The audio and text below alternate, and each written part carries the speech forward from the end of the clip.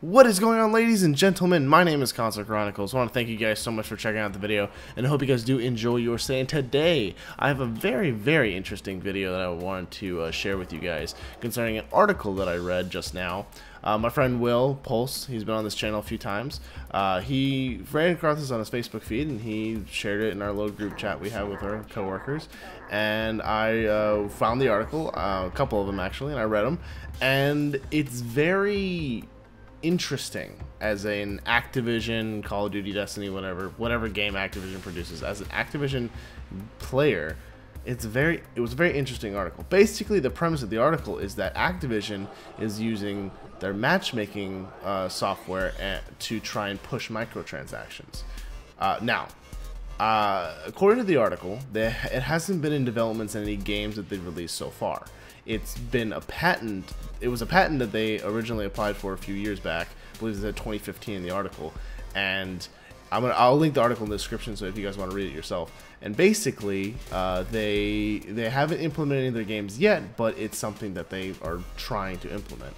Now, here's why this sort of thing could be a little troubling. And they actually give an example in it in the article. But I'll give my own example. Let's just use Destiny as an example. Let's say you're playing the Crucible. Crucible's PvP, for people who don't know.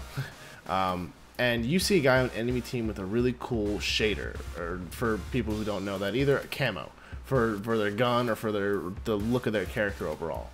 Now, you can grind the game and possibly be able to get it, or after a few hours, possibility, or you could spend money on Destiny Silver and buy the things that possibly will help you get it. They're called Bright Engrams. So you can either grind for the Bright Engrams, or you can buy the Bright Engrams with Destiny Silver.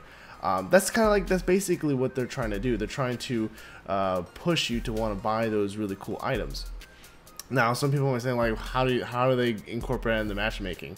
I mean, what difference does that make? Like, they might pair you up with someone who has these cool items that they may have paid for. Maybe there's an algorithm inside of it that will be able to tell who has spent money on it, and maybe they're like, oh, maybe if they see this guy spent money, maybe they'll go spend money. Or maybe they just have Activision goons lying around in the game who have all this gear automatically, and someone like, ooh, that looks shiny, I want it.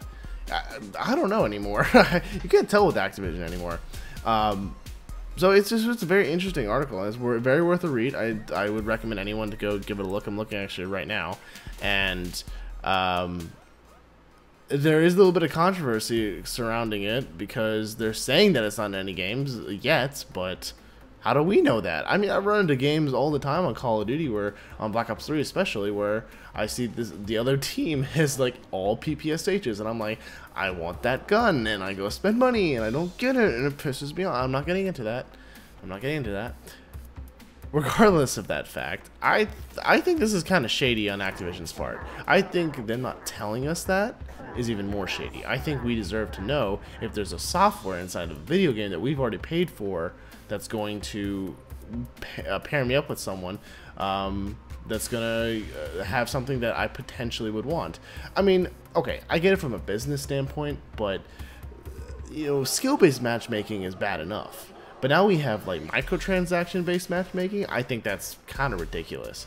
I really think Activision is kind of pushing it. I really wish they would just be just a classic game that you can't mess up. There's one game that you can't add stuff to try and make a profit. At this day and age, I think people would love to buy it, but unfortunately, the audience has grown so vast with this game that they're trying to milk the games, because they only every single game that Activision produces has a 1-year lifespan. They're trying to milk it as much as possible. So I don't know.